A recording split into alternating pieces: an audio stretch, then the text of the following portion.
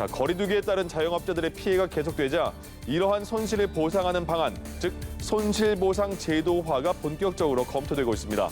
재원 마련 방안은 숙제로 남아있는 상황입니다. 쟁점을 짚어보겠습니다. 자, 그리고 택배사와 노조가 정부의 중재안에 최종 합의하면서 분류 작업 책임을 택배기사가 아닌 택배사로 명시하기로 합의를 했죠. 자, 택배 노조가 예고했던 총파업도 철회해서 설 연휴 배송 대란을 피할 수 있게 됐습니다. 자, 그러나 남은 과제는 뭐가 있는지 잠시 후에 짚어보도록 하겠습니다. 지금까지 경제 읽기 브리핑이었습니다.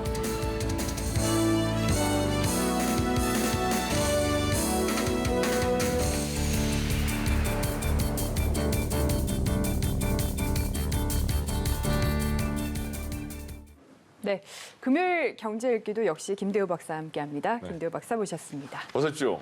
네, 반갑습니다. 안녕하십니까? 네, 코로나19로 영업에 타격을 받은 자영업자들을 위한 대책으로 손실보상제가 떠오르고 있습니다. 정세균 총리가 검토를 지시를 했는데 기재부에서 지금 약간 난색을 표하고 있는 상황이거든요. 이유가 뭔가요? 네, 정세균 총리가 아주 꼭 집어서 지시를 했죠. 네. 그러니까 현재 자영업자들 피해가 너무 크다.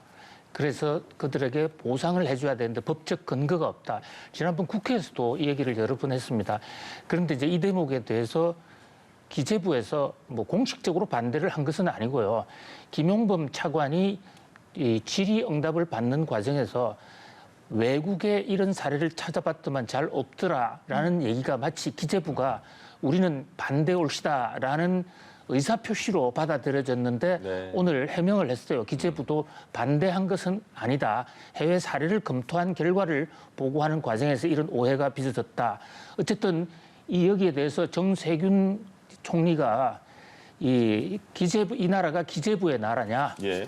다시 엄중 경고를 하면서 하라고 지시를 했고 또 홍남기 부총리도 오늘 SNS에 올린 글에서 재정 여건을 감안해 가면서 손실 보상을 제도화하는 방안을 검토해 보겠다라고 얘기를 했어요. 예. 사실 지금 이 대목은 그냥 우리가 일반적으로 재난지원금을 주자하는 거하고는 좀 차원이 많이 다릅니다. 네. 그러니까 정세균 총리가 지난번 국회에서부터 꾸준하게 얘기해온 얘기는 지금 정부의 재감염법, 전염병 예방법 여기에 따라서 정부가 공권력을 통해서 영업을 못하도록 집합 금지라든지 영업 제한 명령을 내렸지 않았습니까? 예, 예. 그걸 따르지 않으면 처벌을 받는데 문제는 이 자영업자 중에서도 어떤 공간을 빌려서 하거나 공간을 갖고 영업을 하는 사람들은 정부의 이 전염법 예방법에 따라서 장사를 할 수 없게 됐다. 예. 그로 인해서 지금 생계가 막연하다. 그뿐만이 아니라 지금 상당히 심각한 도산의 위기에 대해서 길거리로 나오고 있기도 하고요. 네. 또 일부에서는 이 전염법 예방법이 헌법에 위반된다.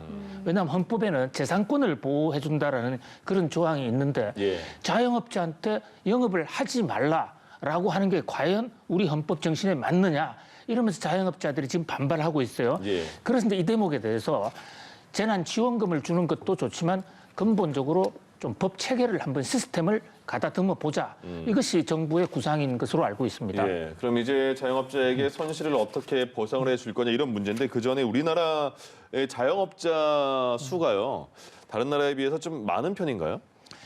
많아도 한참 많죠. 네.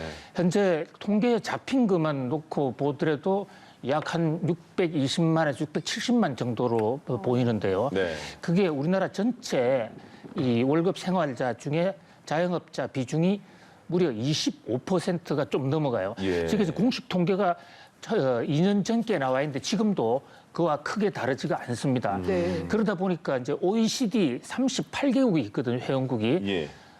전 세계에 나라가 하고 많은 나라들이 있지만 어느 정도 나라의 형태를 갖춘 그런 이제 그 선진국 그룹이라고 하는 게 OECD인데 거기서 우리가 자영업 비중이 가장 높은 나라 7위에 올라와 있습니다. 예. 그러니까 상당히 높은 거죠.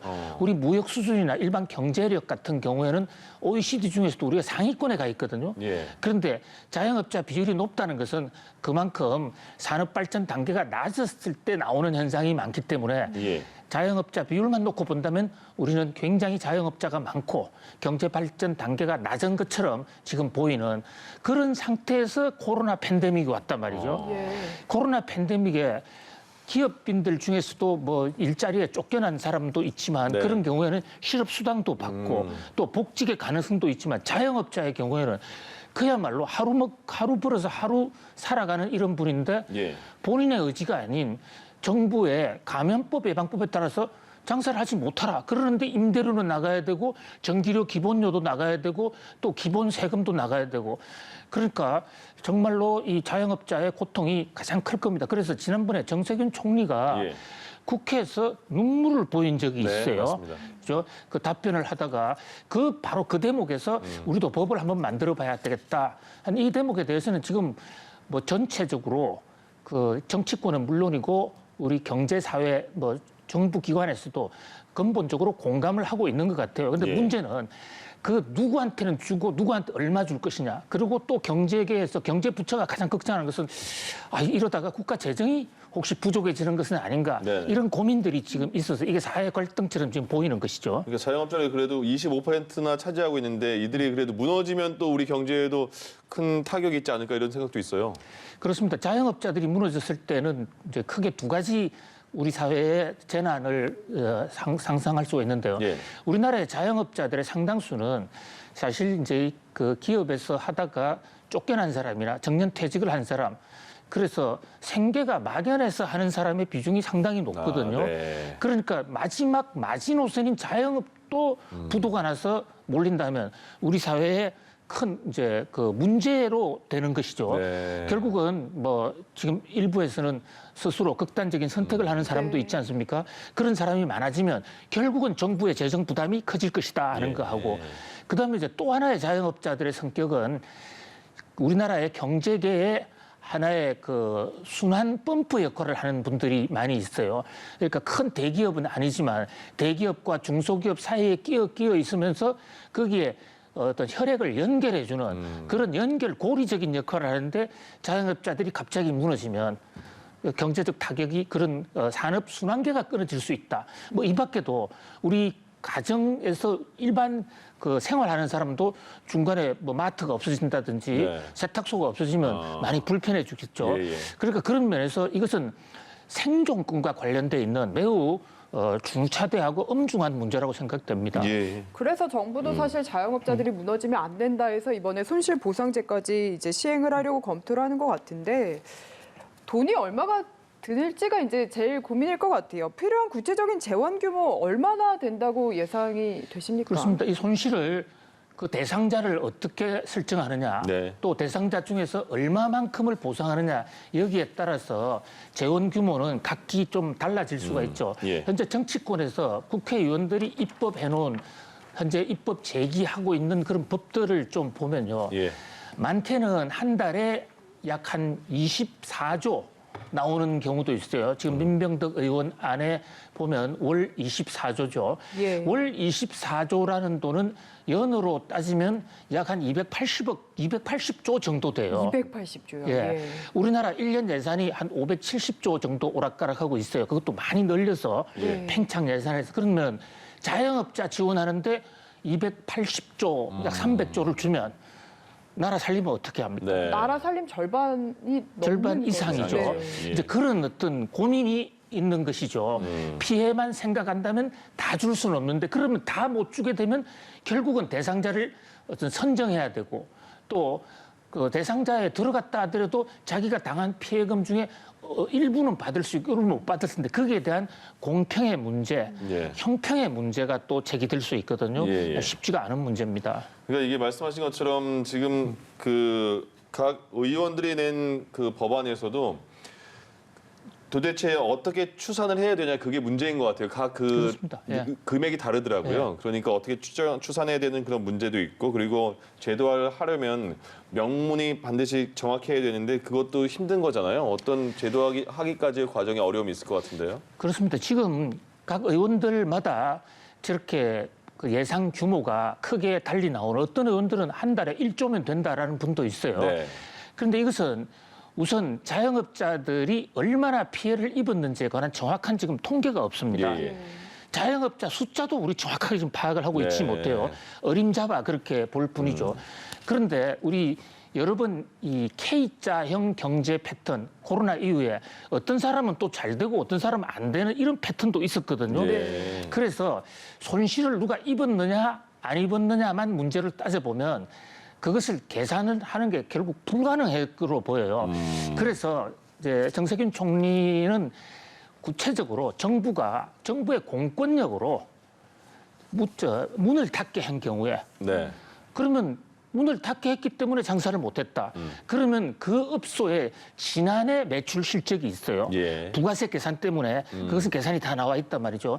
그것을 이제 비교해서 손실 규모를 추정을 하고 예. 그 손실 규모를 또 전액 다 줄 수는 없는 거 아닙니까? 네. 왜냐하면 자영업자뿐만 아니라 다른 국민들도 피해를 많이 받았잖아요. 네. 저도 사실 피해를 많이 아, 받았거든요. 그렇습니까? 그러니까 그런 걸 생각할 때 자영업자, 소상공인 피해를 전액 보상할 수는 없다. 그중에서 이제 어느 정도까지 보상할 것인가 여기에 대한 사회적 합의가 매우 중요한데 예. 법에 지금 근거가 없기 때문에 정부는 선한 마음으로 아무리 주고 싶어도 지금 재난지원금에 관한 그런 법적 근거가 있어요. 그거 외에는 줄 수가 없었어. 원래 정세균 총리가 법을 전공한 분입니다. 네. 그리고 상공부 장관도 하고 이랬던 분인데 그러니까 법을 만들자. 그래서 이제 법을 만드는 과정에서 각계의 의견을 쭉 수렴을 해야 될 것으로 보입니다. 알겠습니다. 예, 알겠습니다. 예.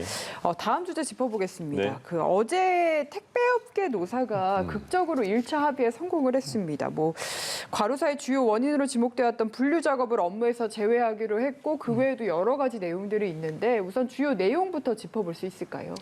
예, 택배가 그 대란을 맞을 수도 있다라는 우려를 상당히 많이 했어요. 설을 예. 앞두고 전국적인 규모의 사상 유례 없는 역대급 파업이 할지도 모른다 이랬는데 참 다행히도 노사가 또 정부까지 나서서 극적인 합의가 됐습니다. 네. 합의의 내용은 뭐 여러 가지가 있고 또 앞으로도 2차, 3차 협의를 해가야 되지만 이번에 택배 노사의 합의 내용 중에 가장 주목이 되는 것은 예. 좀 역사적인 의미가 있다고 생각이 되는 것은 우선 첫 번째로요.